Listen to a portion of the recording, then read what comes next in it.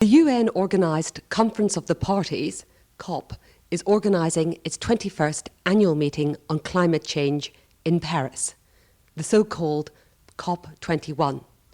40,000 participants from across the globe are gathering to agree what will hopefully be a legally binding deal to reduce greenhouse gas emissions and keep global temperatures within a 2 degrees increase by 2050. The EU has already done a great deal by agreeing to cut emissions by at least 40% below 1990 levels by 2030. Negotiations between now and the end of the agreement on the 11th of December will be difficult, but Europe will play a leading role in reaching a universal agreement. What does success look like at this climate change conference? Well, in the preparation of this climate conference, already a number of policy pledges were prepared by an overwhelming amount of countries in the world. We are covering today 95% of the world's emissions. And so it's very important that Paris anchors all these policy pledges so as to have them implemented. So that's one thing. The other thing is, of course, that we have to listen to the scientists. And they tell us that with all these policy pledges, we are not yet on track to the 2 degrees Celsius. So if we cannot sort it out entirely in Paris, at least we have to sort out the mechanism about how we are going to come back and improve our policy pledges and our implementation of our pledges in a neutral manner so as to reach the targets that we have been setting ourselves. Adaptation has played a stronger role than in previous conferences. You mentioned the case of vulnerable developing countries. What will come out of Paris for these countries? Well, I think adaptation is going to be a major issue, and I think we have to gear much more public finance to the needs that some countries have, and in particular the most vulnerable ones. We know the Bangladeshis, we know the Nepalese, they are suffering a lot from the effects of climate change, and we should focus on them, that most of the monies that are going to be made available are going to those who are most in need of them. The EU has set ambitious targets and in a way has led the negotiations by setting very high standards. We now see countries like the UK and Poland with new proposals, the UK cutting back on renewable subsidies, Poland questioning the agreements of previous governments. Are EU countries wavering on their commitments? Well, there are two parts in the equation. The part one is that we have legislation in place for 2020, and that legislation is adopted through the normal legal procedures. So that has to be delivered on. There was qualified majority amongst member states. We adopted most of this legislation with unanimity, and it's now up for delivery by the member states. The other part is, of course, the new targets we have been discussing for 2030, where heads of state have come out unanimously that we have to reduce our emissions by 40% in 2030. Now, the small print is now being negotiated, and I think that is where some new elements are entering into the debate, where expenses will have to be made, investments will have to be made, the sharing out of these investments will be the subject of some debate, and I think that is part of the legislation that will be on the table immediately after Paris, and that will bring some comments from one or the other on the table. You have put forward a very positive outlook on what can be achieved in Paris, and you've emphasised that it's not just a burden or a problem, but it's also an opportunity. Can you say a little bit more about that? It's all about technology.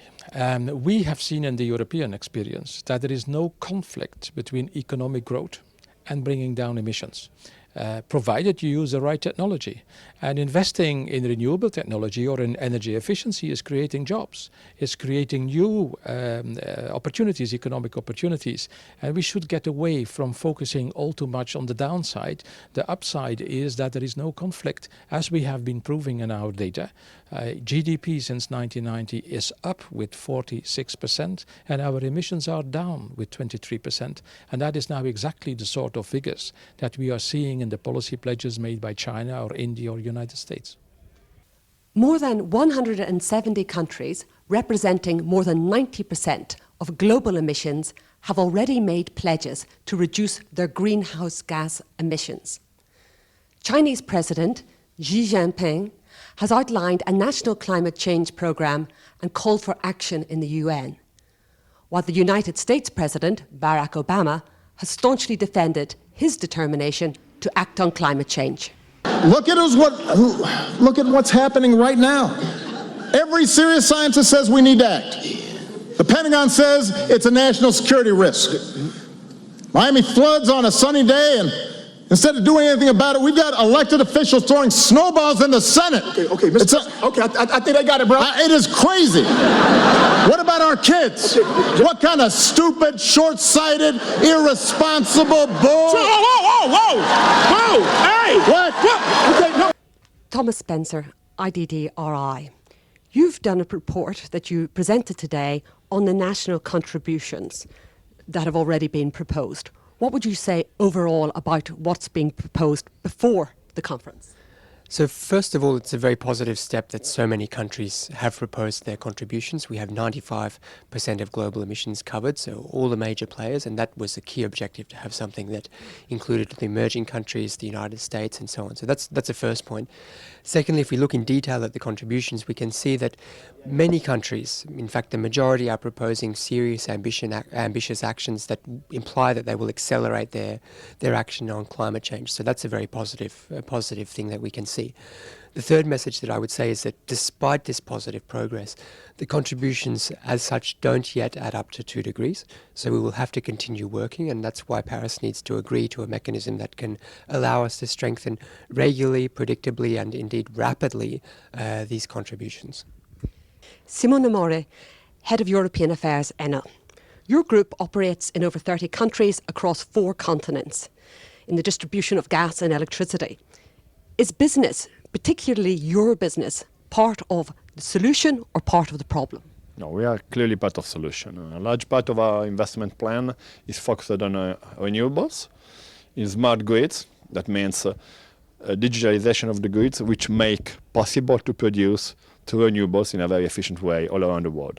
So clearly there is a technological revolution, and we are part of the solution because we are promoting and investing in these new technologies, which are largely affordable and efficient. Are the conditions right for business to set up and invest in this area? The Commission have said that private sector involvement is going to be extremely important to reaching these targets. Are the conditions right? Yes, what we need is clearly a global push for having the right conditions for investments all around the world. We are investing, as you said, in many countries, in many regions, also in developing countries, in emerging countries. It's very important to have a reasonable regulatory stability.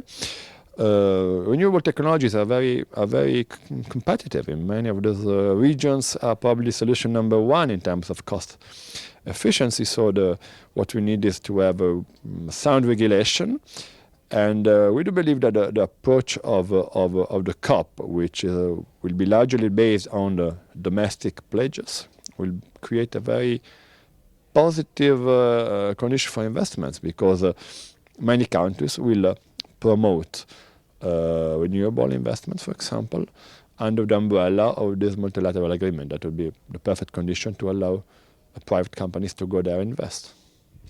Andre Maku, Head of CEP's Carbon Market Forum. You are an advisor to the Panamanian government on the Paris conference. How will you be advising them? Well, my area of expertise, and what I advise them on, is on the area of markets and the role of markets in the 2015 agreement, how markets from an international point of view will be reflected, and what kind of provision will exist in the Paris Agreement that would allow the creation of a framework for international trading. Would you say that the G77 countries, the poorer, more developing countries, the more vulnerable to climate change, are in a strong position in these negotiations? They certainly are much better organized than they have been in the past, and they have benefit from expertise in their own countries. Over the years, they have built a lot of capacity and a lot of understanding of the process, and both in process and the the issues of technology and finance and so on. So I think that they're going into this negotiation in a fairly strong position. Obviously, their expectations are also very high after 10 years of negotiation. They do hope that we'll wrap it up here and that many of the promises that have been made over the years will be kept. One of the proposals is a green climate fund. Can you say a little bit about how you see this developing in the negotiations? Well, the Green Climate Fund, of course, is now a reality established in Korea, has had some money. A number of countries have contributed in the vicinity of $15 billion. The issue is that there is a pledge or a promise of mobilizing $100 billion by 2020. From the amount that we have now to 2020, $100 billion, there's still a long way to go. Also, the main issue is what happens after 2020. So, yes, there is this promise, and hopefully this promise will be kept. But I think developing countries are very concerned there is no clarity, and this is in the negotiating text, a number of options as to what kind of financing they will have access to in order to be able to address climate change in the post-2020 period. What they're certainly looking for is a lot more at public finance, which they see as predictable. They understand that some of it will come from financing through markets, but they see that a lot less predictable. And in some ways, they have been burned in the past because of the price of carbon having fluctuated so dramatically. Simona Tagliapetra, Senior Fellow, Energy and Climate Change with Bruegel. What do you think is the most important outcome that we can hope from Paris? Well, the most important outcome will be, of course, to have a solid long-term view on where we want to get with decarbonization of the global economy. But that will not be sufficient. What we need in advance, more on top of that, is also a solid infrastructure, consolidating the target and allowing member states to really reach that path. And for this, it would be in particularly important to put in place a mechanism to assess and enforce the pledges made by the states, but also a mechanism to enhance the level of the pledges over time. Because under the current pledges, the GRC and the UN estimate that we are not really in the right track of the 2 degrees long-term goal. We are on the 3 degrees long-term goal. So what we need to do is really to scale up our ambitions over time.